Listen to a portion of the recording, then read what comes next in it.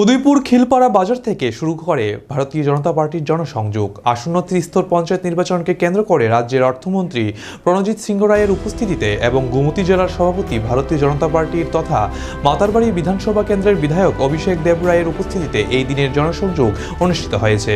এই জনসংযোগে ভারতীয় জনতা পার্টির কর্মী সমর্থকরা উপস্থিত ছিলেন। তৎসঙ্গে গ্রাম পঞ্চায়েতের পঞ্চায়েত সমিতি এবং জেলা পরিষদের ভারতীয় মনোনীত প্রার্থীরা উপস্থিত ছিলেন।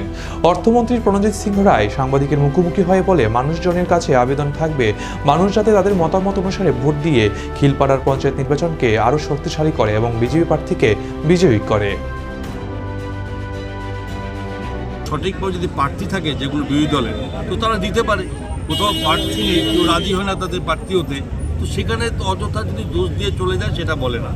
আমরা নিশ্চিন্ত যে আমরা নির্বাচনে আমরা লড়াই করছি, গণতান্ত্রিক পদ্ধতিতে লড়াই করছি এবং আমরা বিশ্বাস করি মানুষের এই যে মতদান, মানুষের যে সমর্থন, এর মাধ্যমেই শক্তিশালী হবে পঞ্চায়েত এবং সরকার সমৃদ্ধ হবে, আমাদের দল সমৃদ্ধ হবে এবং নির্বাচন শান্তিপূর্ণ হবে। অশান্তি করার চেষ্টা করলেও আমরা চেষ্টা করব সেটাকে শান্তিতে রাখার জন্য। আর আমরাই এখানে ডিস্ট্রিক্টে দেখিয়েছি, আমার সঙ্গে ডিস্ট্রিক্ট প্রেসিডেন্ট আছে এবং এই ডিস্ট্রিক্টে দেখিয়েছে যে কী করে বিরোধীদের সম্মান দিতে হয় এবং সেটা কাকরাপুর বিধানসভার ব্লকে যেখানে বিরোধী দলের নেতৃত্বকে সম্মান দেখানো হয়েছে, সেটা এই ভারতে সারা ভারতবর্ষে কোথাও নজির নেই।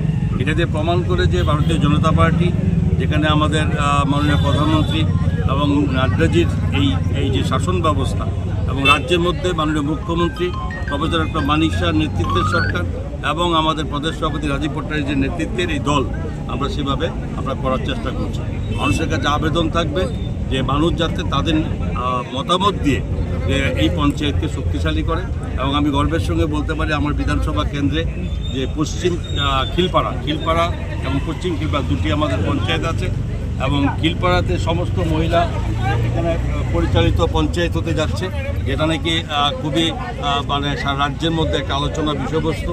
এবং সেখানে মাতারবাড়িতে পঞ্চায়েত সমিতি, এখানে পঞ্চায়েত সমিতির সদস্য আমাদের আছে, যে মাতারবাড়ি পঞ্চায়েত সমিতিও যেখানে মহিলা পরিচালিত হবে এবং কাকরাবন মহিলা পরিচালিত পঞ্চায়েত হচ্ছে।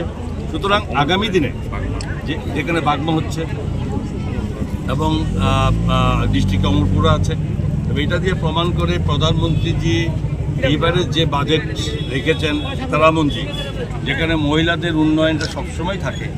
মহিলাদের উন্নয়ন শুধুমাত্র অর্থনীতির জন্য না, এবং মহিলাদের উন্নতি শাসন ব্যবস্থা নেওয়ার জন্য 50% রিজার্ভেশন আছে এই পঞ্চায়েত, ত্রিস্তর পঞ্চায়েতে।